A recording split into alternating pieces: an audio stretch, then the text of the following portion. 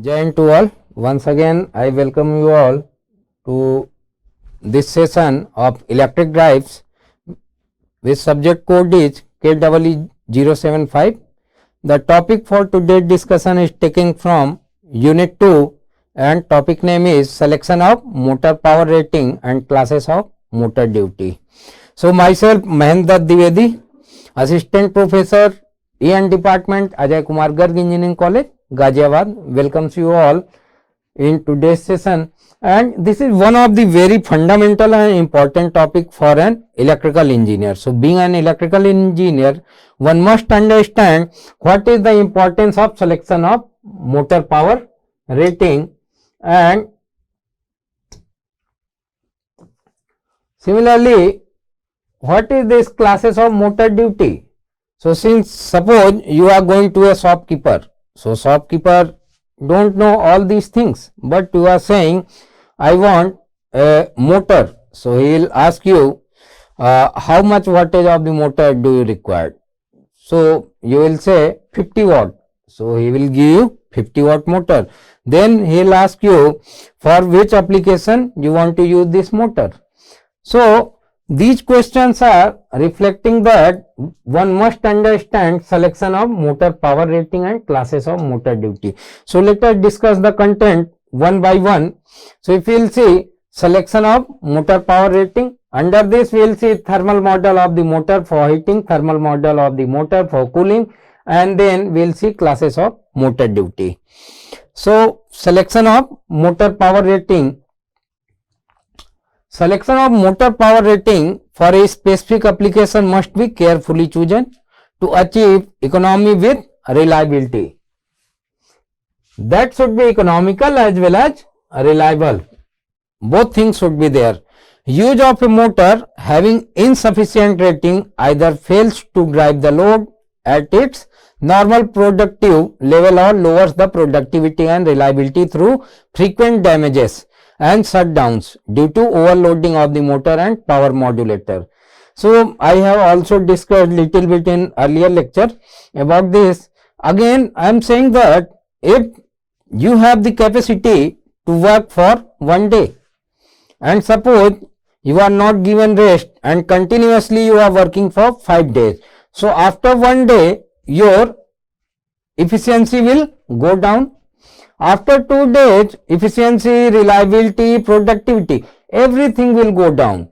So since you are knowing your own capacity, in similar way you must know the capacity of the motor, how much time continuously it can operate, how much load can be given to that particular motor.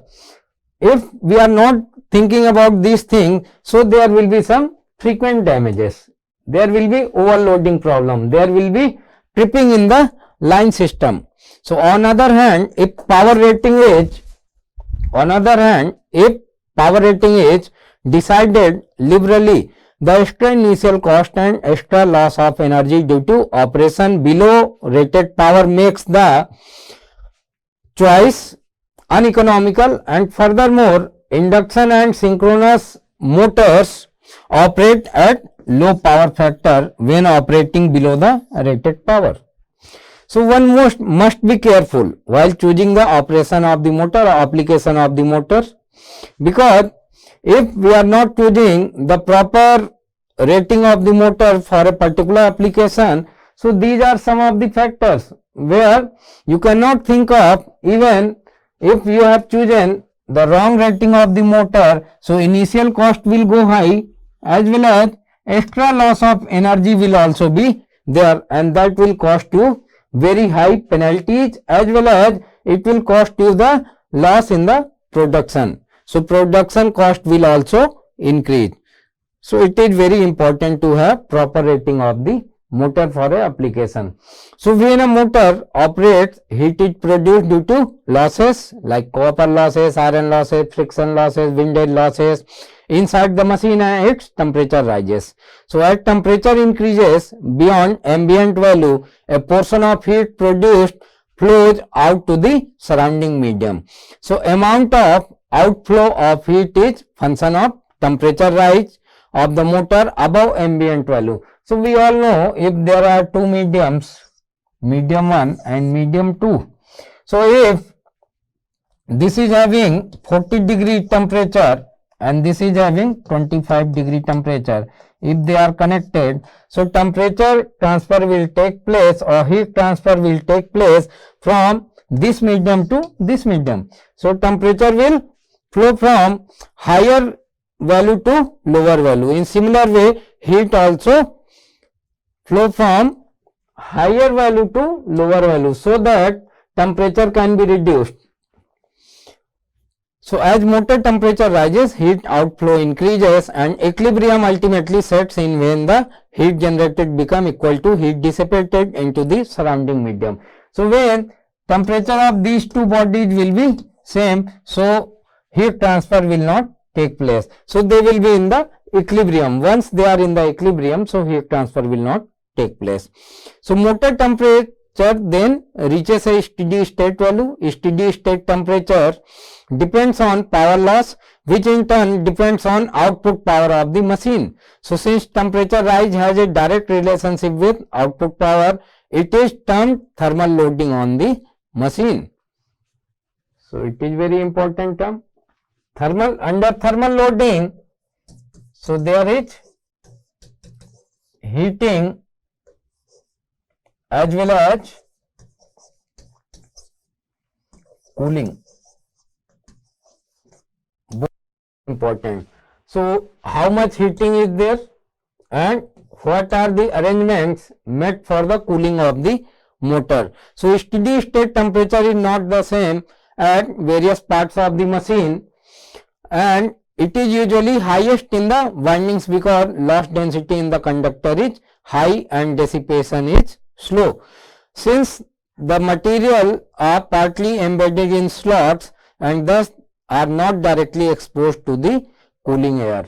So if any part is inside the machine, so this part will have more cooling effect compared to this part which is inside the machine. So conductor are embedded in the slots and therefore cooling is minimum at this point, but cooling is maximum which part of the machine is exposed to the surrounding. Among the various materials used in the machine, insulation has lowest temperature limit. Depending upon temperature limits, insulating material employed in electric machines are divided into classes. So like these are the classes Y, A, E, B, F, H, all are having different temperature limits, through which up to this temperature if we are working, we can use this class of the insulation. If we want to operate the motor, and by calculating we are getting that highest temperature can go up to 105 degree, so we must use A class of insulating materials. Similarly, E class, B, F, H, C. So H and C type of insulating material used for high temperature application like 180 degree and above 180 degree. So if we are using insulating material of A type, and we know that in our application maximum heat will reach up to 180 degree. So after machine will reach 110 degree sustain, and after that there will be sorting in the windings. There will be circuit inside the motor. So this is important to consider what should be the insulation, what should be the type of the insulation for a particular application. So when operating for a specific application, motor rating should be careful. Insulation temperature never exceed the prescribed limit. Otherwise, either it will lead to immediate thermal breakdown causing short circuit and damage, lead its quality resulting into thermal breakdown in near future. So for load which operate at constant power and speed, determination of motor power rating is simple and straightforward. But only a few loads operate at a constant speed and power. Most loads operate at variable power and speed, and the pattern of these variations are different for different application.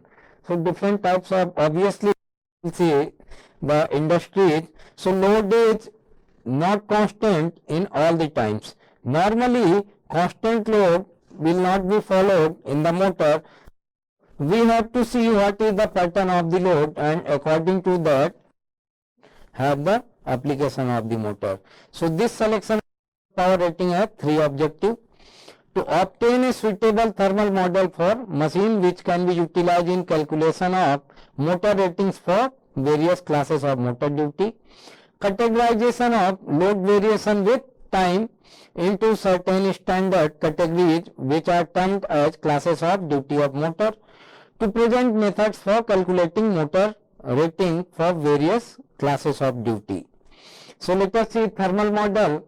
In thermal model, if we will see, an accurate prediction of heat flow and temperature rise inside an electrical motor is very difficult owing to complex geometrical shapes and use of heterogeneous materials, since conductivity is of various material, because we are using heterogeneous material. So there will be problem of the conductivity. Some material will have different conductivity, or we want to transfer through that material. So that will be different for different types. So in simple thermal model, we are assuming that we are having a homogeneous body. So same material is used for complete machine. Although inaccurate, such a model is good enough for a drive engineer whose job is only to select the motor rating for a given application, ensuring that temperature in various parts of the motor body do not exceed the safe limit. So these are some of the exemptions. So let the machine which is assumed to be a home body and the cooling medium has following parameters at time t.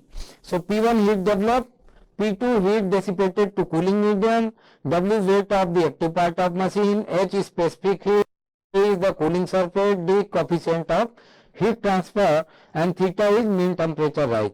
So this is, C is the thermal capacity of machine, D is the heat dissipation constant. So heat dissipation mainly occurs through convection.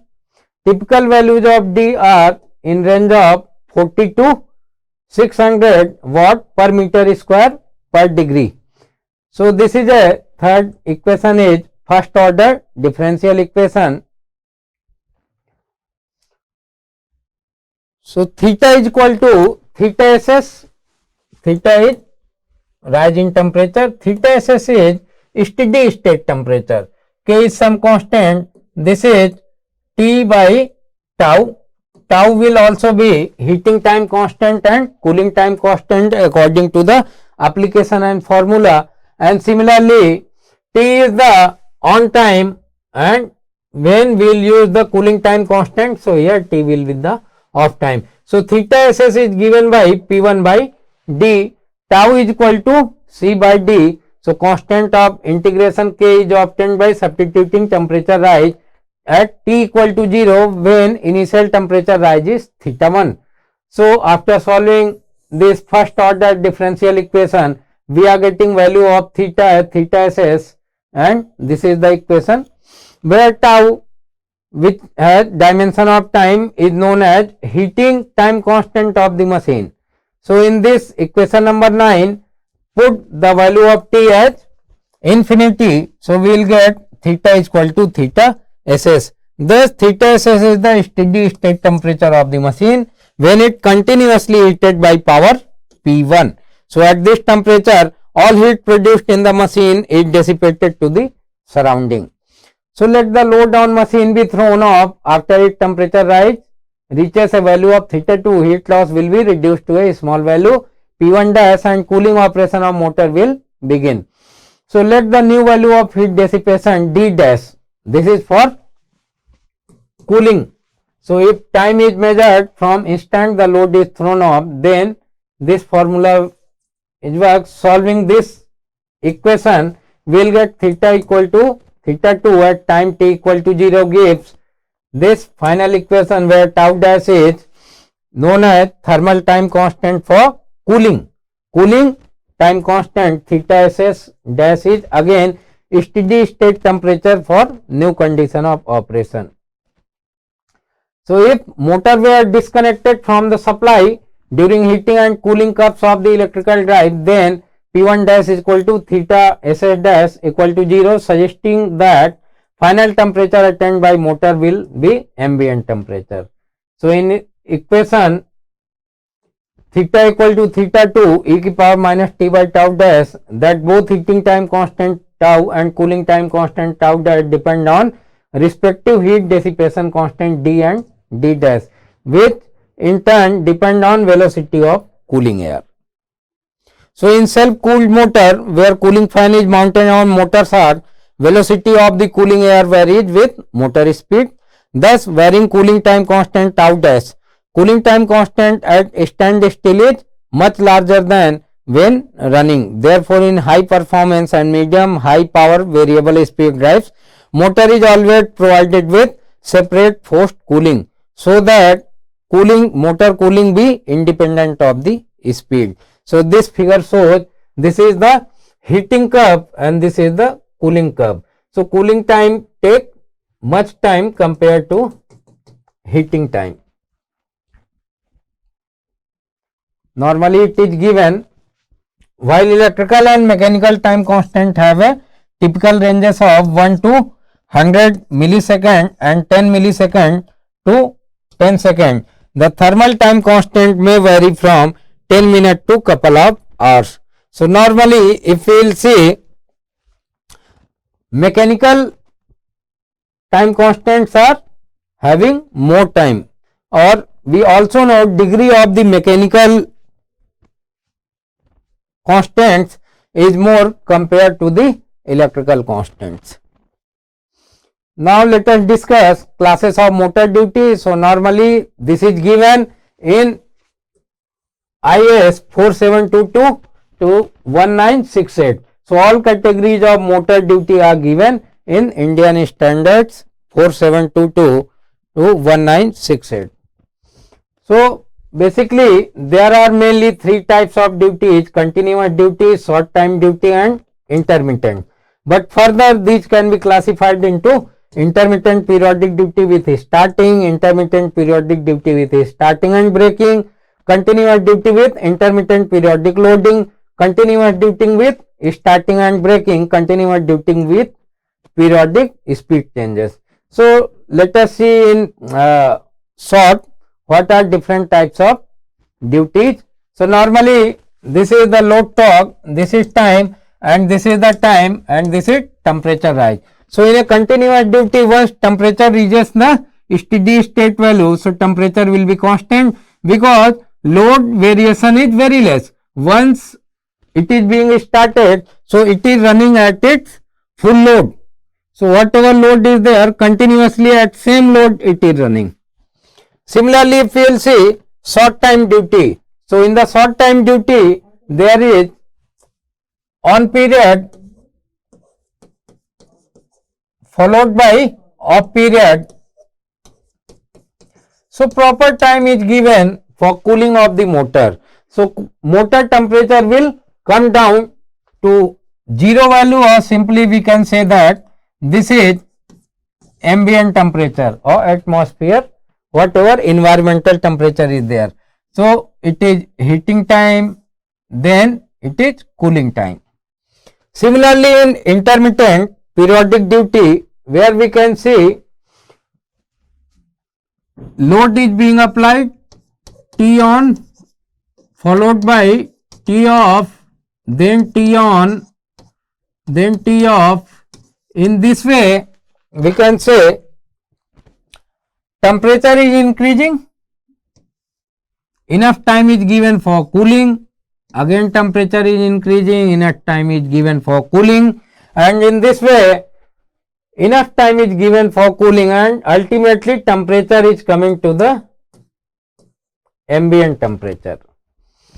Similarly, intermittent periodic duty with starting.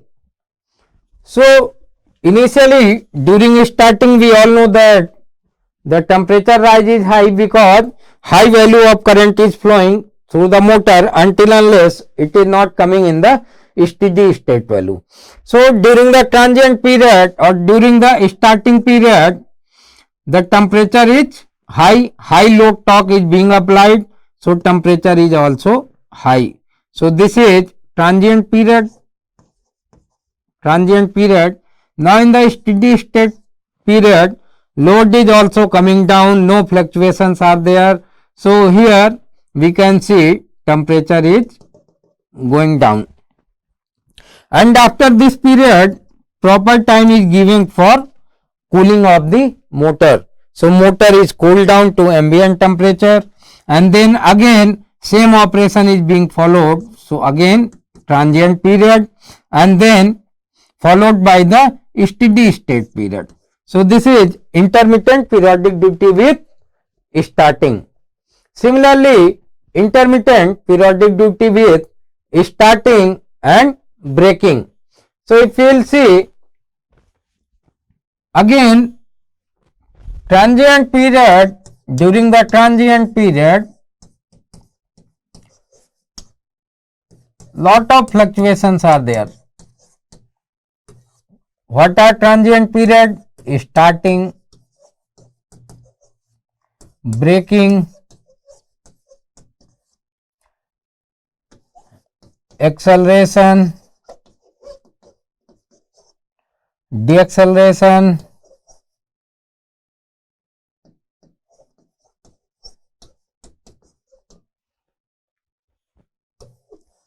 all these periods are known as switching, reversing, all these periods are known as transient period, because in this duration current is not constant, voltage is not constant, speed is not constant, torque is not constant. So to bring these parameters in their rated values, so during this period if current will be high, so heating will be more, losses will be more, I square losses are more. So therefore this is transient period, this is also transient period, this is steady state period. Steady state period. So here if you will see, temperature is increased, in very short time braking is also applied, so more heating is produced in the system. So it is slowly increasing up to this point, and enough time is given for the cooling. So overall this is heating time, and this is cooling time.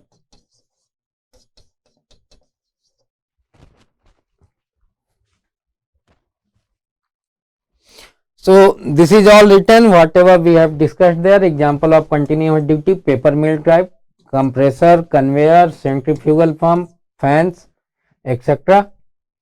In short time duty, if you will see, crane drives, drives for household application, mixers, turning bridges, sluice gate drives, valve drives, many machine tool, etc. Similarly, intermittent periodic duty, we will see, these are the example of pressing machines, cutting machines, drilling machines, etc. So for short time you are pressing the hammer, then releasing the hammer. So this is the example of intermittent periodic duty. So pressing, releasing, pressing, releasing. So this is the pressing machine, cutting machine, bending machine. Intermittent periodic duty with starting. So if you will see, example of this type are metal cutting, drilling tool drive, drives for forklift truck, mine hoist, etc. So whatever we have discussed, this is all written with example. So it is very important to understand these things.